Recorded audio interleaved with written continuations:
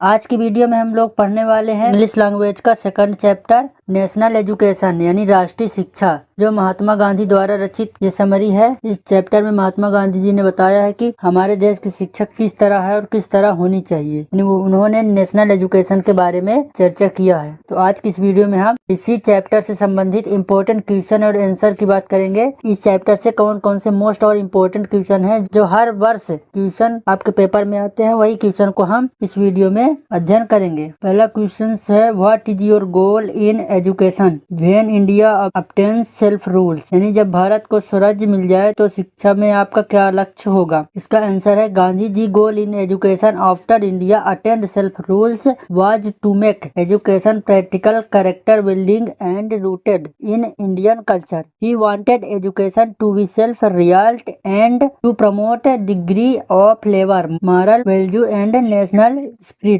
यानी स्वराज्य प्राप्ति के बाद गांधी जी का शिक्षक में लक्ष्य था कि शिक्षा व्यवहारिक हो, चरित्र निर्माण करने वाली हो और भारतीय शिक्षा से जुड़ी हो। वह ऐसी शिक्षा चाहते थे कि जो आत्मनिर्भर बनाए, श्रम का सम्मान करना सिखाए, नैतिक मूल्यों में राष्ट्रीय भावना को बढ़ावा दे। कहने का मतलब कि गांधी जी मानते थे कि आजादी के बाद भारत में एक ऐसी शिक्षा की जरूरत है जो केवल डिग्री नहीं बल्कि जीवन जीने की कला सिखाए। उनका उद्देश्य यह था शिक्षा से बच्चों में चरित्र, श्रम का आदर और भारतीय संस्कृति का गर्व पैदा हो। वे चाहते थे कि छात्र नकलची ना बने बल्कि अपने देश और समाज के लिए उपयोगी आत्मनिर्भर नागरिक बने। उनकी दृष्टि में शिक्षा को गाँव में श्रम एवं नैतिकता से जोड़ा जाना चाहिए। यही सच्चा राष्ट्र निर्माण है। फिर दूसरा क्वेश्चन है would you try to bring about any specific kind of social organisation through education. कहने का मतलब कि क्या आप शिक्षा के माध्यम से किसी विशेष प्रकार के सामाजिक संगठन को स्थापित करने का प्रयास करेंगे। तो गांधी जी ने कहा yes, Gandhi ji believed that education should promote a just a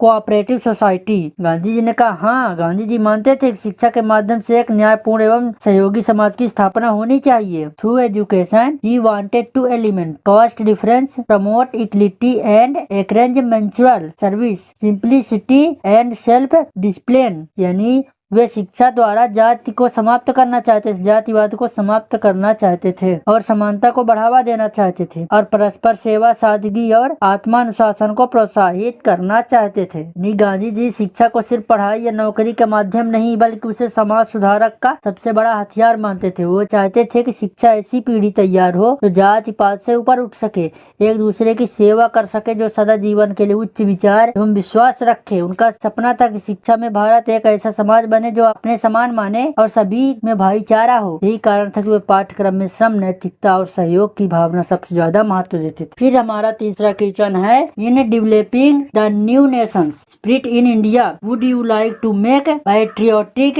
feeling so strong that duty to one's country would be a higher good than obeying one's person conscience. यानी भारत में नई राष्ट्रीय भावना विकसित करते समय क्या आप अपने देशभक्ति की भावना को इतना प्रबल बनाना चाहते हैं कि व्यक्ति का देश के प्रति कर्तव्य उसकी अंतरात्मा की आवाज से भी ऊपर हो जाए। No, Gandhi ji did not want patriotic feelings to suppress personal concerns. He willed that to patriotism must be guided by one's moral value and inner voice. Duty to the country is the impact but in should never go to essence true and concerns. यानी गांधी जी ने कहा नहीं, गांधी जी ने नहीं चाहते थे कि देशभक्ति की भावना व्यक्ति की अंतरात्मा को दबा दे। वे मानते थे कि सच्ची देशभक्ति वही है जो नैतिक मूल्य और अंतरात्मा की आवाज को संचालित हो। देश के प्रति कर्तव्य जरूरी है लेकिन यह कभी नहीं सत्य और अंतरात्मा के विरुद्ध नहीं होना चाहिए। यानी गांधी जी यही मानते थे कि देशभक्ति का मतलब केवल नारे लगाना था, अनुकरण करना नहीं था। वे मानते थे कि यदि कोई कार्य देश के नाम पर हो रहा है लेकिन वो सत्य, अहिंसा और न्याय के विरुद्ध है तो व्यक्ति को अपनी अंतरात्मा की सुननी चाहिए। उनका कहना था कि देशभक्ति सत्य के अधीन होना चाहिए, न कि सत्य देशभक्ति के अधीन। यानी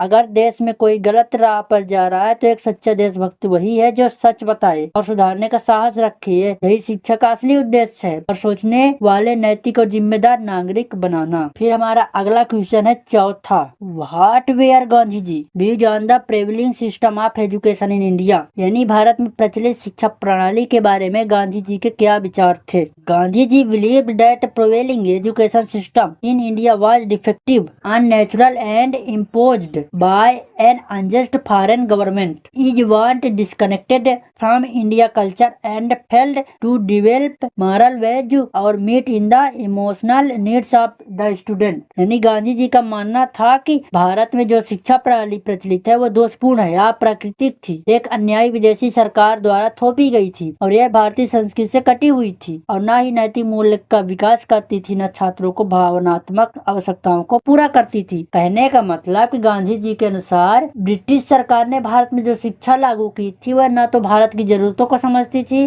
न ही दिल को छूती थी। वह सिर्फ शिक्षा केवल नौकरी पाने की मशीन तैयार करती थी, न तो उसे नैतिकता थी, न ही व्यवहारिकता और न ही भारत की सभ्यता और संस्कृति की समझ। गांधी जी ने इस शिक्षा को हृदयहीन कहा क्योंकि इसे संस्कार, श्रम, सेवा और आत्मनिर्भरता की कोई स्थान नहीं था। इसलिए उन्होंने इस शिक्षा को जड़ से बदलने की आवश्यकता बताई। ठीक, फिर हमारा अगला क्वेश्चन है 5वां। According to Gandhi ji, how did the foreign education system affect India student? यानी गांधी जी के अनुसार विदेशी शिक्षा प्रणाली ने भारत के छात्रों को कैसे प्रभावित किया? ये इम्पोर्टेंट क्वेश्चन है, आपके पेपर में अक्सर आता है। इसको आप अच्छे से रट लीजिएगा, दिमाग में बैठा लीजिएगा। अकॉर्डिंग टू गांधी जी, इसका आंसर देखिए। According to Gandhi ji, the foreign education system made India student lose touch with their culture, language and values in created of gap between their education and real life. Student began to imitate the best and feel ashamed of their own heritage। यानी गांधी जी के अनुसार विदेशी शिक्षा प्रणाली ने भारतीय छात्रों को उनकी संस्कृति, भाषा और मूल्य से दूर कर दिया और इनसे शिक्षा और वास्तविक जीवन के बीच गहरी खाई पैदा कर दी। छात्र पश्चिम की नकल करने लगे और अपनी संस्कृति विरासत को शर्म महसूस करने लगे। यानी कहने का मतलब कि गांधी जी ये मानते थे कि विदेशी शिक्षा ने भारतीय विद्यार्थी को अपने जड़ों से काट दिया और वे छात्रों को अपनी भाषा, पहनावा, संस्कृति और पारंपरिक ज्ञान से हीन होने लगे। वे अंग्रेजी बोलने लगे और श्रेष्ठ समझने लगे और पश्चिमी जीवन शैली को नकल करने लगे। इससे उनका आत्मविश्वास टूट गया, अपने देश के, अपने गांव के, अपने मूल्य को तुच्छ समझने लगे। और गांधी जी का यह मानना था कि शिक्षा भारत गुलाम बनाए रखने की एक साधन बन चुका, न कि उसे आत्मनिर्भर, गौरवशाली और सांस्कृतिक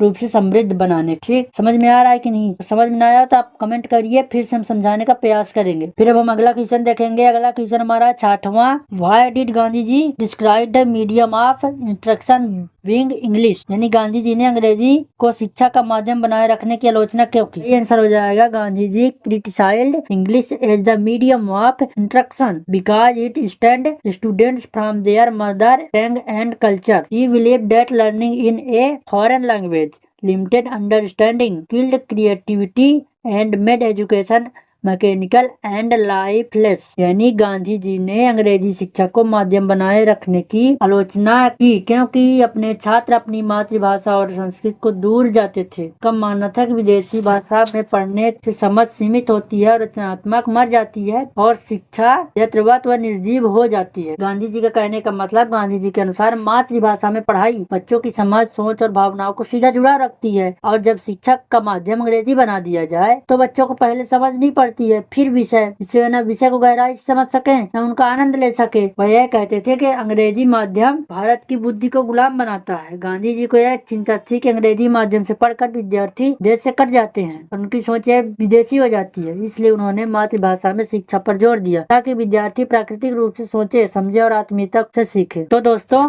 हमने इम्पोर्टेंट क्वेश्चन इस वीडियो में हमने पढ़ाया है, जो आपके पेपर में 2 क्वेश्चन अवश्य आएंगे। तो आप इन प्रश्नों को रट लेंगे जिससे आपके पेपर में लिखने में आसानी हो। और जो क्वेश्चन आपको समझना है तो कमेंट बॉक्स में कमेंट करिएगा, हम उन प्रश्नों को फिर से समझाने का प्रयास करेंगे। तब तक के लिए thanks watching for my video.